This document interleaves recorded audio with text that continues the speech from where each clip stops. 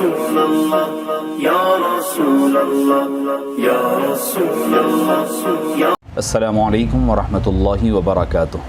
अल्हम्दुलिल्लाहि रब्बिल आलमीन वस्सलातु वस्सलामु अला अशरफिल अंबिया'i वल मुरसलीन व अला आलिहि अत्तय्यिबीन अत्ताहिरीन व अस्हाबिहिल अकरमीन अजमाइन व अला मन तबिअहुम बि इहसान अजमाइन इला यौमिद्दीन अम्मा बाद।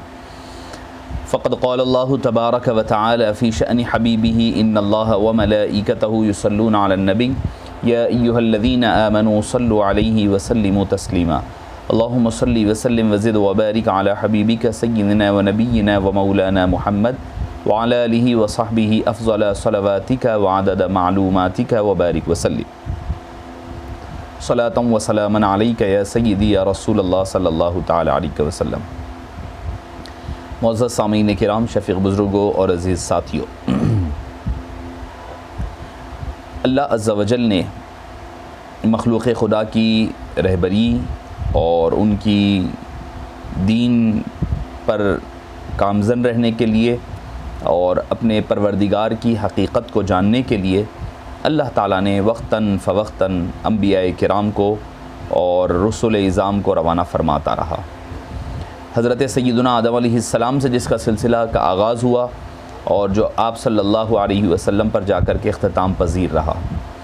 फिर आका करीम अलैहिस्सलातु वस्सलाम के दुनिया से पर्दा फरमानी के बाद ये जो अंबियाए किराम की तशरीफ़ आवरी का सिलसिला ख़त्म नबुव्वत के हवाले से मुकम्मल हुआ और ख़त्म हो गया। यानी आप सल्लल्लाहु अलैहि वसल्लम के तशरीफ़ लाने के बाद अल्लाह ताला ने उस क़स्र नबुव्वत को मुकम्मल फ़रमा दिया। अब आपके बाद ना कोई नबी है, ना ज़िन्नी है, ना किसी भी एतबार से, यानी कोई न परतवी नबी है, ना कोई ज़िन्नी है, ना कोई तखमीनी है, कोई नबी अब पैदा हो नहीं सकता। हबीब दावर सल्लल्लाहु अलैहि वसल्लम की ज़ात मुबारका ख़ातिमुन नबिय्यीन अकमलुल अफ़ज़लुल अंबिया वल मुरसलीन बन कर के तशरीफ़ ले आई। आपके तशरीफ़ लाने के बाद दीन हनीफ़ को मुकम्मल फ़रमा दिया, नबुव्वत को का ख़ातिमा फ़रमा दिया और सारी अपनी नेमतें, रहमतें, बरकतों को हबीब दावर सल्लल्लाहु अलैहि वसल्लम पर मुकम्मल फ़रमा दिया।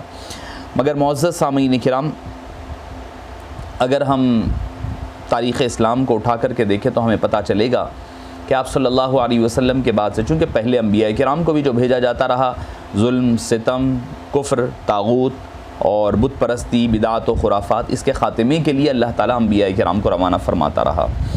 अब जब हबीब पाक सल्लल्लाहु अलैहि वसल्लम दुनिया से तशरीफ़ ले गए तो इस चीज़ की ज़रूरत सुबह क़ियामत तक बाकी रहेगी कि लोगों की तरबियत ज़ाहिरी और बातिनी दोनों तरबियतें होती रहे। ये हर वक्त का की ज़रूरत और क़ासा रहा है और ज़रूरत रही है कि कोई तो कोई रहे जो इंसान तख्लीक़ खुदा और मखलूक़ खुदा की रहबरी कर सके, उनकी ज़ाहिर और बातिन को संवार सके और उनको अपने रूठे हुए खुदा से मिला सके और जिससे ताल्लुक़ अल्लाह से बंदगी का जो ताल्लुक़ कमज़ोर पड़ गया है उस ताल्लुक़ को, कमज़ोर ताल्लुक़ को मज़बूत कर सके। अगर हम तारीख़ इस्लाम के वो रोशन बाब उठा कर के देखें, जब कभी बातिल ने सर उठाया तो अहले इस्लाम के अल्लाह ताला ने कुछ जवां मर्दों को भेजा जो जिनका मामला क्या था कि आईन जवां मर्दी हक़ गोई वो बेबा की, अल्लाह के शेरों को आती नहीं रूबाही। तो मुअज़्ज़ज़ सामीन किराम, ऐसे सुबुक होकर चले नेज़े की धारों पर, भारी हो गए ग़ुलामान मोहम्मद हज़ारों पर, ऐसे कई वाक़यात हमारी तारीख़ इस्लाम के पर्दों पर भरे पड़े मिलेंगे जिन्होंने वक्त के तागूत और वक्त के बातिल और वक्त के काफिरों के ख़िलाफ़ डट कर जम कर उन्होंने मुकाबला फ़रमाया है। इन्हीं चंद हस्तियान किराम में और उलमाए रब्बानियीन और फ़ुक़हा किराम, सूफ़िया किराम की ये एक तवील फ़हरिस्त है जो सहाबा किराम के अदवार मुबारक से लेकर सुबह क़ियामत तक ये जारी रहती रहेगी और इनकी ज़रिए से अल्लाह ताला लोगों की निगहदाश्त, उनकी निगहबानी और उनकी इस्लाह और उनके अक़ायद और ज़ाहिर व बातिन के इस्लाह की अल्लाह ताला ने निगरानी ज़िम्मेदारी रखी है। उन्हीं नुफूस क़ुदसिया में एक ज़ात जो बड़ी अज़ीम नज़र आती है, बरगुज़ीदा शख्सियत है आलम इस्लाम की, अज़ीम तरीन शख्सियत, सिलसिले आलिया नक्शबंदिया की मुमताज़ मैं कहूँगा कि कदावर शख्सियत, वो है हज़रत सय्यदुना मुजद्दिद अल-फ़सानी रहमतुल्लाहि अलैहि की ज़ात पाक है, जो तारीख़ इस्लाम में अगर आप कहें तो जिनको कहा जाता है, अहादीस तय्यबा में भी कहा गया है कि हर 1000 साल पर अल्लाह ताला एक मुजद्दिद को रवाना फरमाता है और उस मुजद्दिद के ज़रिए से लोगों की इस्लाह और रहबरी हुआ करती है। तो उन्हीं ज़ात मुबारका की ज़ात हज़रत इमाम मुजद्दिद अल-फ़सानी रहमतुल्लाह अलैहि की ज़ात मुबारका है। मुअज़्ज़ज़ सामीन किराम, आप दूसरी 1000वीं के मुजद्दिद, बुलंद पाया सूफ़ी बुज़ुर्ग, बड़े फ़ाज़िल, मुहद्दिस, आलिम, फ़क़ीह, क़ुतुबुल अख़्ताब, जामिउल कमालात, ज़ाहिरी और बातिनी कमालात के आप सरचश्मा, और ऐसा ही नहीं कि सिर्फ नक्शबंदी हज़रात के लिए नहीं, बल्कि मैं समझता हूँ कि अगर हिंदुस्तान के अगर मुसलमानों पर जिसका एहसान रहा है तो वो मुजद्दिद अल-फ़सानी रहमतुल्लाहि अलैहि रहमत व रिज़वान का जो बाद के अदवार में हज़रत ख्वाजा साहब अलैहि रहमा के बाद के अदवार में एहसान रहा है, जिसका ज़िक्र अल्लामा इक़बाल अलैहि रहमा अपनी नज़म में फ़रमाते हैं। क्यों कुछ यूँ नज़राना पेश फरमाते हैं आपकी बारगाह में, हाज़िर हुआ मैं शेख़ मुजद्दिद की लहद पर, हाज़िर हुआ मैं शेख़ मुजद्दिद की लहद पर, वो खाक के है ज़ेर फ़लक मतलए अनवार, इस खाक के ज़र्रों से है शर्मिंदा सितारे, इस खाक में पोशीदा है वो साहिब असरार, गर्दन न झुकी जिसकी जहांगीर के आगे, गर्दन न झुकी जिसकी जहांगीर के आगे, जिसके नफ़से गर्म से है गर्मी अहरार, वो हिंद में सरमाए मिल्लत का निगहबान, वो हिंद में सरमाए मिल्लत का निगहबान, अल्लाह ने बर वक्त किया जिसको ख़बरदार, अल्लाह ने जिसको किया हर वक्त बर वक्त ख़बरदार। ये कौन? अल्लामा इक़बाल, शायर मशरिक़ अलैहि रहमत व रिज़वान, जिनका हिंदो पाक में बहुत बड़ा नाम है। वो जब हाज़िर हुए हैं हज़रत मुजद्दिद अल-फ़सानी रहमतुल्लाह अलैहि की मज़ार पाक पर, तो इस तरीक़े के नज़राने अशार के ज़रिए से वो पेश फरमा रहे हैं। मुअज़्ज़ज़ सामीन किराम, आपकी विलादत बासआदत के बारे में आता है कि 14 शव्वालुल मुकर्रम 971 सन हिजरी और 1564 ईस्वी में सरहिंद में हुई। आपका सिलसिला 31 वास्तों से 31 वास्तों से खलीफ़ा दुव्वम हज़रत सैयदना अली उमर बिन ख़त्ताब रदी अल्लाहु अन्हु अर्ज़ाहु से जा मिलता है। क्या अजीब शान है, देखिए आप। अल्हम्दुलिल्लाह सुम्मा अल्हम्दुलिल्लाह, अल्लाह ने हमें क्या फ़जीलत, क्या मतलब मकाम अता फ़रमाया है कि एक तो नक्शबंदी, चूँकि आजिज़ नक्शबंदी होने के एतबार से मुजद्दिद अल-फ़सानी रहमतुल्लाह अलैह भी फ़ारूक़ी हैं, और जिस मदरसे में और जामिया में अल्लाह ने हमें इक्तिसाब फ़ैज़ हासिल करने का जो मौका इनायत फ़रमाया, जामिया निज़ामिया, उसके बानी और फ़ाउंडर भी फ़ारूक़ी इमाम अनवारुल्लाह, वो मुजद्दिद अहमद सरहिंदी फ़ारूक़ी है, ये अनवारुल्लाह फ़ारूक़ी हैदराबादी है। ये अल्लाह का फ़ज़ल है कि हज़रत सैयदना फ़ारूक़ आज़म रदी अल्लाहु अन्हु से निस्बतें, ये 40वें वास्ते में हैं, वो 21वें वास्ते में फ़ारूक़ी हैं और फ़ारूक़ी तलवार थामे हुए थे। तहसील इल्म के बारे में आता है कि आपने कुरान करीम हिफ्ज़ फरमाने के बाद अपने वालिद माजिद हज़रत शेख अब्दुल अहद सरहिंदी, आपके वालिद माजिद का नाम, जो ख़ुद भी एक आलिम बामल सूफ़ी बासफ़ा, और आपका ताल्लुक़ क्या था सिलसिले क़ादरिया में आप दाखिल बैत थे। हज़रत शेख कमाल कैथली अलैहि रहमा, जो 981 में जिसका विसाल हुआ है, उनसे निस्बत हासिल थी, उनसे ताल्लुक़ जुड़ा हुआ था। फिर सिलसिला चिश्तिया के बाकमाल बुज़ुर्ग रहे हैं। आपने अपने वालिद माजिद से उलूम अक़लिया नक़लिया इब्तदाई तालीम हासिल की। फिर हज़रत कमालुद्दीन कश्मीरी अलैहि रहमा से बाज़ माक़ूलात थे निहायत तहक़ीक़ के साथ पढ़ी। फिर याक़ूब अल कश्मीरी अलैहि रहमा से इल्म हदीस का इक्तिसाब फरमाया। हरमैन शरीफ़ैन तशरीफ़ ले गए, वहाँ जाकर शेख अब्दुर्रहमान बिन फ़हद अलैहि रहमा से सनद हासिल की। फिर सियासता दीगर कुतुब मुफर्रदात और वग़ैरह में आपने इजाज़त भी हासिल की, और साथ ही साथ आपने इक्तिसाब फ़ैज़ भी हासिल किया। मुअज़्ज़ज़ सामीन किराम, आप जामिउस सलासिल थे, यानी तमाम ये सलासिल में आपको बैत इजाज़त भी हासिल थी, लेकिन सिलसिले नक्शबंदिया में आपका बड़ा ज़ौक़ रखा करते थे। सिलसिले चिश्तिया आपने अपने वालिद माजिद से खिलाफत पाई थी। सिलसिले क़ादरिया में अपने वालिद के अलावा हज़रत शाह सिकंदर कथली अलैहि रहमा से खिलाफत पाई थी, और सिलसिले सुहरवर्दिया किब्रविया में अपने उस्ताद जद शेख याक़ूब अल कश्मीरी अलैहि रहमा से आपने खिलाफत पाई थी। अब रही बात जो सिलसिले नक्शबंदिया, जिसमें आपकी सबसे ज़्यादा दिलचस्पी रही थी, सबसे ज़्यादा आप मतलब जिसकी तरवीज और इशात किए हैं, वो आपने हज़रत ख्वाजा वक्त ख्वाजा बाक़ी बिल्ला क़द्दसल्लाहु सिर्रहुल अज़ीज़ से सिलसिले नक्शबंदिया में बैत हासिल की। हज़रत ख्वाजा बाक़ी बिल्ला अलैहि रहमा ने एक मुखलिस से फ़रमाया कि सरहिंद से एक शख्स अहमद नामी ने जो कसीरुल इल्म और कवीयुल इल्म है, फ़कीर के साथ नशिस्त व बरख़ास्त रखी। इससे इनके हालात से मालूम होता है कि वो एक ऐसा आफताब होगा कि दुनिया उससे रोशन हो जाएगी। कौन? पीर व मुर्शिद हज़रत ख्वाजा बाक़ी बिल्लाह अलैहि रहमा हज़रत शेख मुजद्दिद अल-फ़सानी अलैहि रहमत व रिज़वान के बारे में फ़रमा रहे हैं। आप अंदाज़ा लगाइए, शेख सरहिंदी मुजद्दिद अल-फ़सानी क़द्दसल्लाहु सिर्रहुल अज़ीज़ का मामला क्या है और मकाम व मर्तबा क्या है। मुअज़्ज़ज़ सामीन किराम, मुजद्दिद अल-फ़सानी अलैहि रहमा की ऐन हयात का दौरा कौन सा है कि सल्तनत मुग़लिया अपने उरूज पर है, यानी अकबर का दौर चल रहा है। 1856 से 1605 शहंशाह अकबर की हुक्मरानी का दौर है। फिर इसके बाद जहांगीर का भी दौर आ रहा है। अकबर और जहांगीर दो के दौर देखे हैं आपने। और ये दौर क्या था? ये दौर जो है इल्हाद, बेदीनी, नए नए फितनों का दौरा था। सबसे ख़ास बात यह है कि उस वक्त की ये तमाम गुमराहियाँ, इल्हाद, लादीनियत और सारी चीज़ें उस वक्त की बादशाहत की सरपरस्ती में फल फूल रही थी, परवान चढ़ रही थी। यानी बादशाह ऑफिशियली चीज़ों को करवा रहा था। एक तो ये है कि अवाम कर ले तो एक बात होती है, अवाम के करने पर आप आसान होता है कि कोई फितना हो तो आसानी के साथ उसका रद्द कर सकते हैं।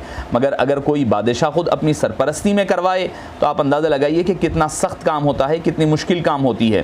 ख़ुद अकबर बादशाह, कई ऐसी तहरीकें उस दौर में, महदवियत की तहरीक अपने उरूज पर है, लादीनियत की तहरीक अपने उरूज पर है, और झूठे तसव्वुफ़ के दावेदारों की तहरीक अपने उरूज पर है, और रफाफिज़ और शिया की तहरीक अपने उरूज पर है। ये आपका दौरा है। हर तरफ फितने ही फितने भरे पड़े हुए हैं। इमाम मुजद्दिद अल-फ़सानी अलैहि रहमा इन फितनों के दौर में तशरीफ़ लाते हैं।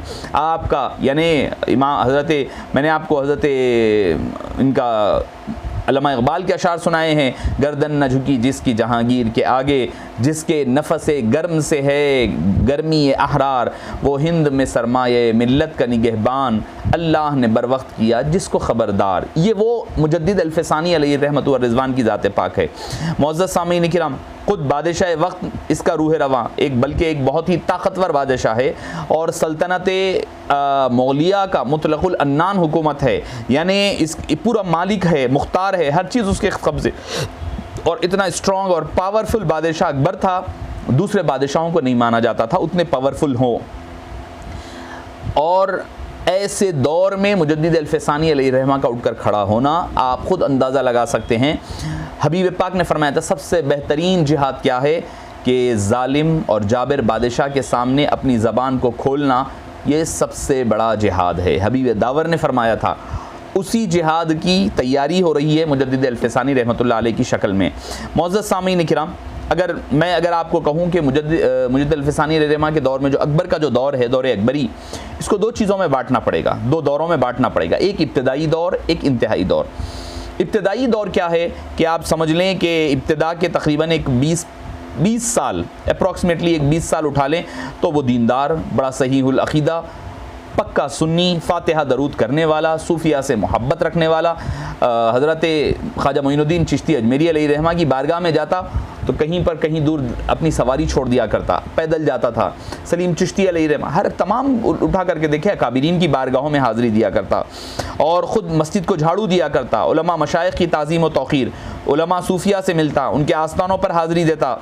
और फिर उसके बाद उसने एक तामीर की इबादत खाने की और वो शेख अब्दुल्ला सरहिंदी ने इसका नाम इबादत खाना रखा। अकबर को उसूली और फ़ुरूई मसाइल का चस्का लगा हुआ था। यानी लगाया किसने था? उसके दरबार के जो उलमाए सू थे, बुरे उलमा थे, उन लोगों ने उसको भटका दिया।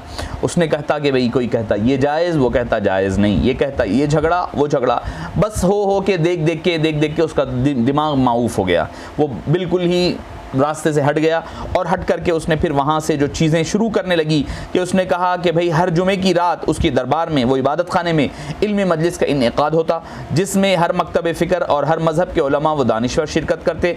बादशाह उन्हें बड़े बड़े इनामात देता, माली चीज़ें अता करता। इन्होंने उसका नाजायज़ फ़ायदा उठाया, और उस माली फैज़ान की वजह से उलमा के माबैन हसद और बुग़्ज़ पैदा हो गया। अब यहाँ से उलमा में आपस में झगड़े शुरू होने, ये पहला दौर ख़त्म पर है।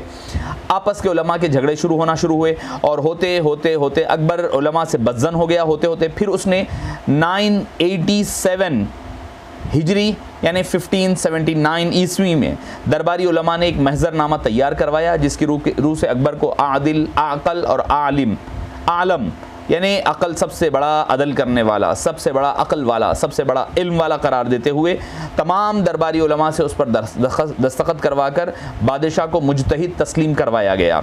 यानी उस दौर की बात, शेख मुबारक नागौरी ने इस महज़र के नीचे ये लिखा था कि मैं इस बात का दिलो जान से ख्वाहिशमंद था और साल हा साल से इसका मुंतज़िर भी था।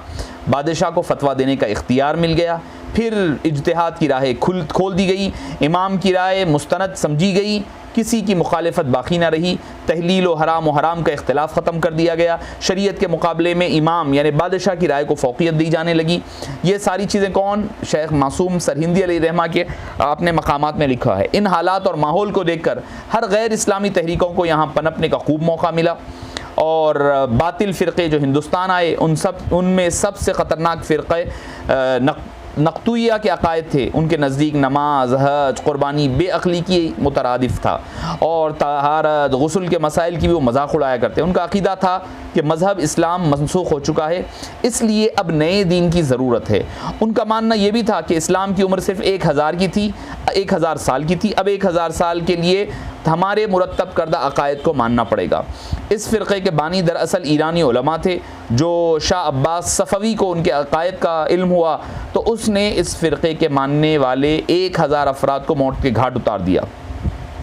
इनमें से कुछ अफराद जान बचाकर हिंदुस्तान आ गए। ये इस फ़िरक़े के अफ़कार का असर था कि बादशाह ने 28 साल ये फ़र्ज़ कर लिया कि हुज़ूर अकरम सल्लल्लाहु अलैहि वसल्लम की बेसत के 1000 साल पूरे हो चुके और फिर उसके बाद दीन इस्लाम की मुद्दत ख़त्म हो गई, उलमा व मशाइख का किरदार ख़त्म कर दिया गया और उसने वहाँ से दीन इलाही का यानी एक नए दीन का आगाज़ किया और ऐलान कर दिया कि आज के बाद यही दीन होगा। वो दीन में होगा क्या?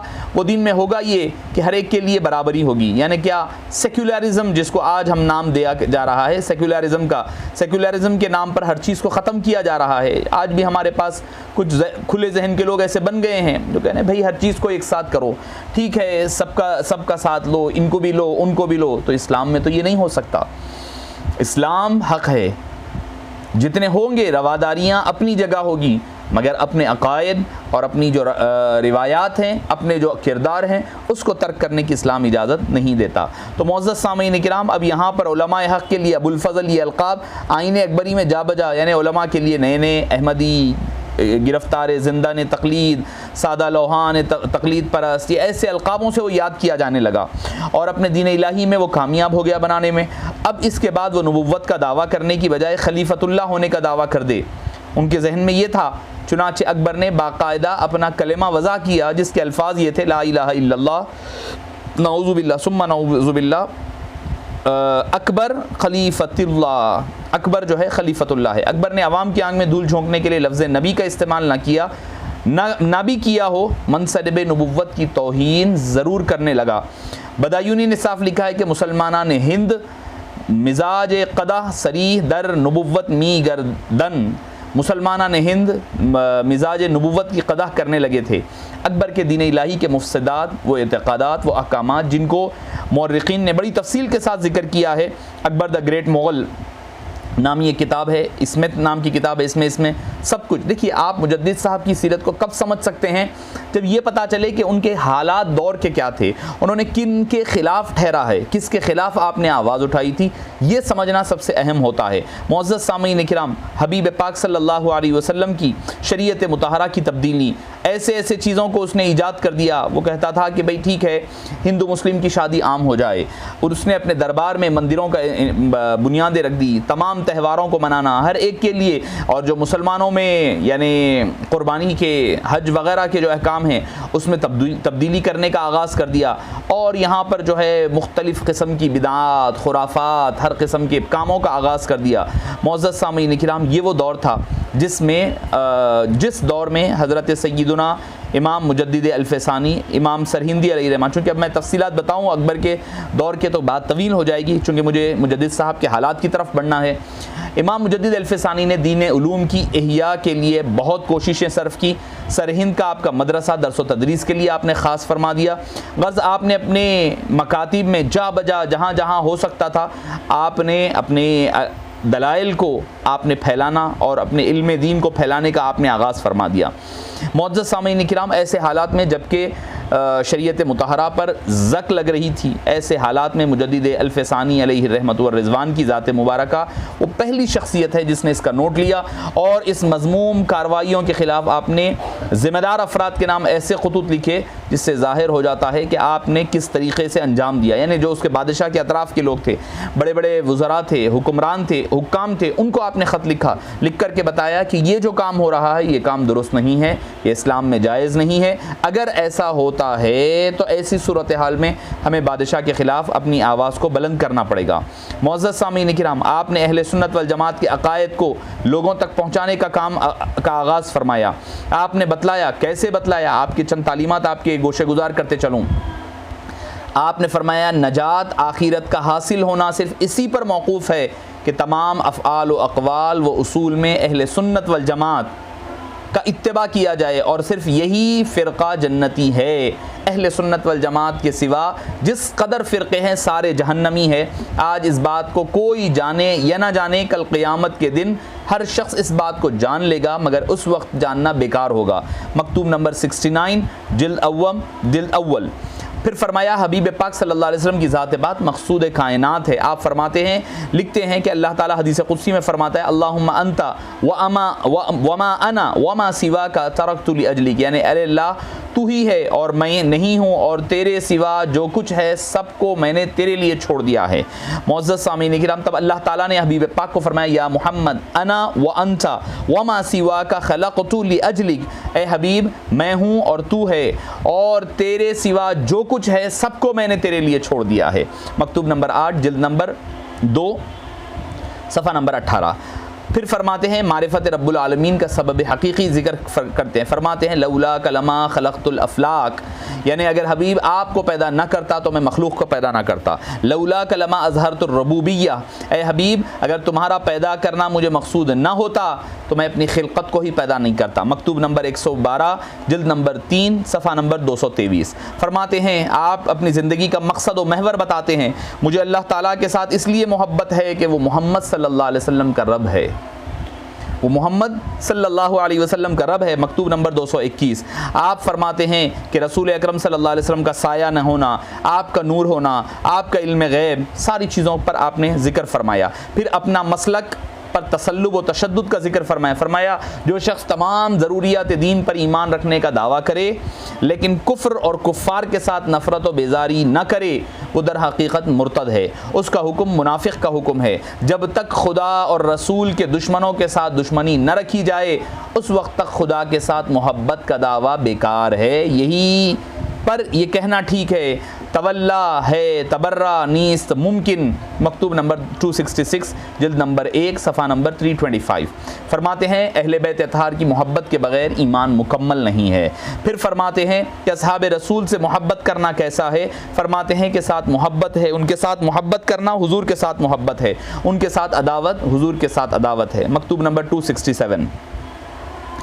फिर फरमाते हैं तमाम सहाबा किराम में सबसे अफजल व आला सय्यदुना सिद्दीक़ अकबर हैं, फिर उसके बाद अफजल हज़रत सय्यदुना फ़ारूक़ आज़म है, फिर उसके बाद इन दोनों पर उम्मत का इजमा है और चारों अइम्मा मुजतहिदीन, चाहे वो इमाम आज़म हो, इमाम शाफ़ई हो, इमाम मालिक हो, इमाम अहमद बिन हम्बल हो, सबका इस पर इत्तेफ़ाक़ है। और अक्सर उलमाए अहले सुन्नत का भी यही मज़हब है कि हज़रत उमर के बाद तमाम सहाबा में अफजल सय्यदुना उस्मान, फिर उसके बाद तमाम उम्मत में सबसे अफजल सय्यदुना मौला अली कररमल्लाहु वजहुल करीम की ज़ात पाक है। मकतूब नंबर 266 जिल्द नंबर 1 सफ़ा नंबर 330। फिर फरमाते हैं मौला अली हक़ पर हैं। फरमाते हैं कि हज़रत बीबी आयशा, सय्यदुना तलहा, सय्यदुना ज़ुबैर व सय्यदुना मुआविया व सय्यदुना अमर बिन अल-आस की लड़ाइयाँ हुई, इन सब में मौला अली कररमल्लाहु वजहुल करीम हक़ पर थे। और ये क़ता हज़रात ख़ता पर, लेकिन वो क़ता इनादी न थी बल्कि क़ताए इज्तिहादी थी। मुजतहिद को उसकी क़ताए इज्तिहादी पर भी एक सवाब मिलता है। हमको तमाम सहाबा के साथ मोहब्बत रखने, उन सब की ताज़ीम करने का हुक्म है। जो किसी सहाबी के साथ बुग़्ज़ व इनाद रखे वो बदमज़हब है। खुलासा मकतूब 266 जिल्द नंबर 1 सफ़ा नंबर 326 ता 330। फिर फरमाते हैं रवाफिज से, रावजियों से बचो जो कलमा पढ़ते और अपने आप को मुसलमान कहते हैं लेकिन सहाबा के साथ दुश्मनी करते हैं। अल्लाह अज़्ज़ा वजल ने कुरान करीम में उनको काफिर कहा है, लियुग़ीज़ बिहिमुल कुफ़्फ़ार, मुसलमान कहने वाले कहलाने वाले मज़हब की सोहबत खुले हुए काफिर की सोहबत से ज़्यादा नुकसानदेह है। मकतूब नंबर 54 जिल्द नंबर 1 सफ़ा नंबर 71। फिर औलिया किराम की ताज़ीम, फिर फरमाते हैं कि गौस आज़म दस्तगीर रदी अल्लाह अन्हु के बारे में फरमाते हैं, हुज़ूर गौसुल आज़म दस्तगीर गौस आज़म मुहियुद्दीन अब्दुल क़ादिर जिलानी को अल्लाह ने यह कुदरत अता की जो क़ज़ा लौहे महफूज में बशक्ल मुबरम लिखी हुई हो। अल्फाज गौर करें, लोग कहते हैं कि तक़दीर मुबरम वगैरह पर बहस होती है, मैं मुजद्दिद अल-फ़सानी अलैहिर्रहमा का अल्फाज दे रहा हूँ। आप फरमाते हैं कि जो क़ज़ा लौहे महफूज में बशक्ल मुबरम लिखी हुई हो और उसके ताल्लुक़ सिर्फ़ इल्म खुदा में हो, उसकी तालीक़ सिर्फ़ इल्म खुदा में हो, ऐसी क़ज़ा में बिइज़्निल्लाह हुज़ूर गौस आज़म तसर्रुफ़ फरमा सकते हैं। तक मकतूब नंबर 217 जिल्द नंबर 1 सफ़ा नंबर 224। मुअज़्ज़ज़ सामीन किराम, फिर आगे फरमाते हैं, हुज़ूर गौसुल आज़म के ज़माने मुबारक से क़यामत तक जितने औलिया, अब्दाल, अख्ताब, औताब, नुक़बा, नुजबा, गौस या मुजद्दिद होंगे, सब विलायत फ़ैज़ान विलायत और बरक़ात तरीक़त हासिल करने में हुज़ूर गौसुल आज़म के मोहताज होंगे। बग़ैर उनके वास्ते और वसीले के क़यामत तक कोई शख्स वली नहीं हो सकता। अहमद सरहिंदी भी हुज़ूर गौसुल आज़म का नाइब है। जिस तरह सूरज का परतव पड़ने से चाँद मुनव्वर होता है, इसी तरह अहमद सरहिंदी पर भी तमाम फ़यूज़ व बरक़ात हुज़ूर गौसुल आज़म की बारगाह से फ़ाइज़ हो रहे हैं। मकतूब नंबर 123 जिल्द नंबर 3 सफ़ा नंबर 248। फिर फरमाते हैं कि तक़लीद वाजिब है। फिर उसके बाद आप हिंदू देवी देवताओं को, आजकल हमारे पास भी चल रहा है कि उनको पैगंबर मानना या अवतार, फरमाया कि ये जायज़ नहीं है। ना उनको खुदा समझो, ना पैगंबर मानो, ना अवतार मानो। फरमाते हैं हिंदुओं के देवता मिसले राम व कृष्ण वगैरह काफिर वो बेदीन थे कि लोगों को अपनी इबादत की तरफ बुलाते थे और इस बात के भी कायल थे कि खुदा इनके अंदर हुलूल किए हुए हैं। हिंदू जिस राम और कृष्ण को पूजते हैं वो तो माँ बाप से पैदा हुए थे। राम विसरत का बेटा था, लक्ष्मण का भाई और सीता का खाविन था। लिहाजा ये कहना कि राम और रहमान एक ही हस्ती है, एक ही हस्ती के दो नाम है, किस तरह ठीक हो सकता है। मकतूब नंबर 167 जिल्द नंबर 1 सफ़ा नंबर 171। फिर मिलाद व उर्स के जवाज़ का अपने ज़िक्र फरमाया। बेअदब व गुस्ताखों से सुलह जायज़ नहीं है फरमाया। फिर फरमाया बादशाह हुक्मरान की हकीकत क्या है। आपने फरमाया जब तक वो दुरुस्त है, फरमाया कि बादशाह का और रियाया का मामला क्या है, जैसा कि दिल और जिस्म का मामला है। फरमाते हैं अगर दिल ठीक रहता है तो बदन भी ठीक रहता है, अगर दिल बिगड़ जाता है तो बदन भी बिगड़ जाता है। फरमाते हैं इसी तरह जब कोई बादशाह बिगड़ जाता है, हुक्मरान बिगड़ जाता है, तो उसके साथ साथ उसकी रियाया भी बिगड़ जाती है। अगर बादशाह बिगड़ जाए तो मुल्क भी बिगड़ जाएगा, ये बिगड़ना लाजिम हो जाएगा। फिर आपने शहज़ादा खुर्रम जिसको कहते हैं शाहजहां, उसको बशारत दी। एक दिन मुजद्दिद साहब तन्हा तशरीफ़ फरमा थे, शहज़ादा खुर्रम आपकी खिदमत में आया और उसकी किया कि अजीब बात है कि मैंने आपकी हर तरह तरफदारी की, हिमायत की, मगर आप मेरे हक़ में कोई दुआ करने की बजाय बादशाह वक्त के हक़ में दुआ फरमाई। आपने फरमाया मत घबरा, मुझे अल्लाह की तरफ से मालूम हुआ है कि तू अनकरीब तख्त पर बैठेगा और तेरा लक़ब शाहजहां होगा। खुर्रम ने इस्तदा की कि मुझे बतौर तबर्रुक अपनी दस्तार अता फरमा दें, तो इमाम रब्बानी ने अपनी दस्तार शहजादे को दे दी जो अरसे तक मुग़ल बादशाहों के पास बतौर तबर्रुक मौजूद रहा करती थी। मुअज़्ज़ज़ सामीन किराम, मुजद्दिद अल-फ़सानी अलैहिर्रहमा ने अपने मकतूबात के ज़रिए से अपने इल्म को फैलाते हुए आपने अकबर का रद्द फरमाया। अकबर के बाद उसका बेटा नूरुद्दीन मोहम्मद जहांगीर ने, फिर जब वो तख्त पर हुआ और उसकी जानशीनी में उस वक्त एक मुजाहिद अमीर नवाब मुर्तज़ा खान फ़रीद बुखारी का किलीदी किरदार था।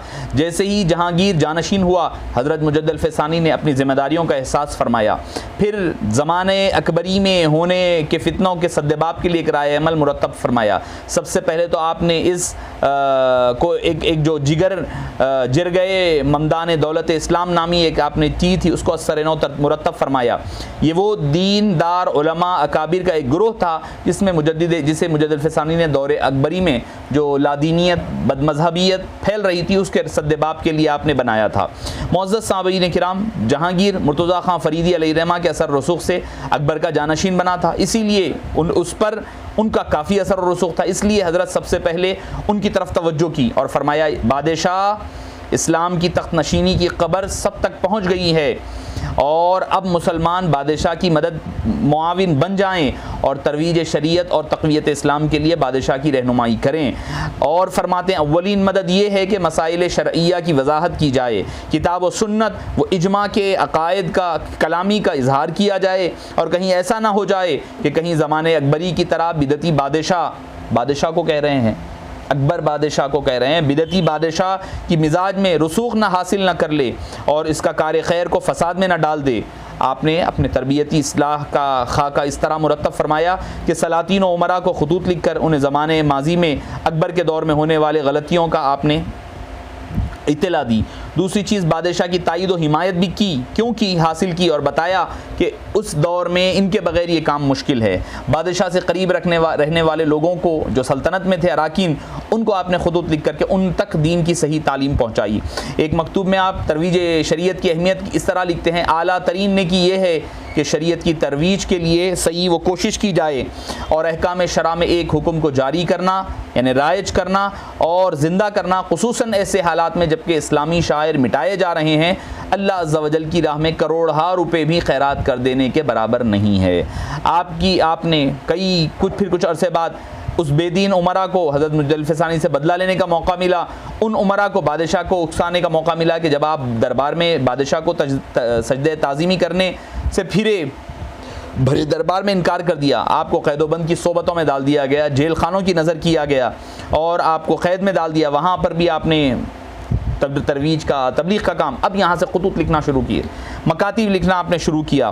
फिर जो ही बादशाह इस्लाम के शक व शुबहात दूर हुए, आपको रिहाई मिली, फिर हुक्म हुआ कि आप लश्कर शाही के साथ रहें। फिर बादशाह की मिजाज में तब्दीली आई, हुक्म दिया चाहे तो घर चले जाएं, चाहे तो लश्कर के साथ रहें। मुअज़्ज़ज़ सामीन किराम, बहरहाल खुलासा कलाम, आप बादशाह की इस्लाह की तरफ तवज्जो इसलिए ज़्यादा फरमाते थे कि आप फरमाते थे कि बादशाह की, जो मैंने मिसाल दी है, मिसाल हाथ और दिल की है। दिल दुरुस्त है तो जिस्म भी दुरुस्त है, जिस्म दुरुस्त है, दिल ख़राब है तो सारा जिस्म ख़राब हो जाएगा। मुअज़्ज़ज़ सामीन किराम, आखिरकार ये आफ्ताब, ये महताब सारे आलम को इस्लाम की नूर से मुनव्वर फरमाकर 28 सफ़रुल मुज़फ़्फ़र 1034 सन हिजरी को आपका ये गुरूब आफ्ताब गुरूब हो गया और इमाम मुजद्दिद अल-फ़सानी, इमाम सरहिंदी अलैहि रहमत व रिज़वान की ज़ात मुबारका का मरक़द अनवार, आपकी तदफ़ीन सरहिंद शरीफ जो पंजाब का एक हिस्सा है उसमें अमल में आई। मगर मुजद्दिद अल-फ़सानी रहमतुल्लाह अलैह ने कई चरागों को ऐसे जलाया, बस आप अंदाज़ा नहीं लगा सकते। और आपके जो हम असर उलमाए किराम है आपके ज़माने में जो मशहूर है मुहक़्क़िक़ अलल इतलाक़ शाह अब्दुल हक़ मुहद्दिस दहलवी अलैहि रहमा, पीर तरीक़त ख्वाजा हुसामुद्दीन नक्शबंदी अलैहि रहमा, अब्दुल हकीम सियालकोटी अलैहि रहमा, जो मैं समझता हूँ इमामुल मुतकल्लिमीन कहलाए जाते हैं, ये आपके अपने वक्त के जो जलीलुल क़द्र उलमाए किराम, उलमाए रब्बानीयीन है, वो आपके सिलसिले आलिया नक्शबंदिया के बाद में कई, तो इसमें हुसामुद्दीन नक्शबंदी अलैहि रहमा, सियालकोटी अलैहि रहमा, मुजद्दिद शाह अब्दुल हक़ साहब भी रहे हैं नक्शबंदियात के, क्योंकि वो भी ख्वाजा बाक़ी बिल्ला रहमतुल्लाह अलैह के मुरीद रहे हैं। मगर नक्शबंदियत का जो काम मुजद्दिद अल-फ़सानी अलैहि रहमा ने किया है, जितना इसके बाद से सिलसिले नक्शबंदिया के साथ मुजद्दिदिया का लफ्ज़ ऐड हुआ इमाम मुजद्दिद अल-फ़सानी रहमतुल्लाह अलैह की वजह से। तो मुअज़्ज़ज़ सामीन किराम, यह है इमाम मुजद्दिद अल-फ़सानी के चंद कारनामे जो मैं आपके गोशोगुज़ार किया हूँ। यूँ तो कई कारनामे हैं जिसका हम अहाता शायद करना मुमकिन नहीं है। अल्लाह पाक से दुआ है कि बारी ताला हज़रत के फ़यूज़ व बरक़ात से हम तमाम को मुस्तफ़ीद व मुस्तफ़ीज़ फरमा और आपकी तालीमात पर अमल पैरा होना हमारे लिए आसान बना दे। व आखिर दावाना अनिल हम्दुलिल्लाहि रब्बिल आलमीन।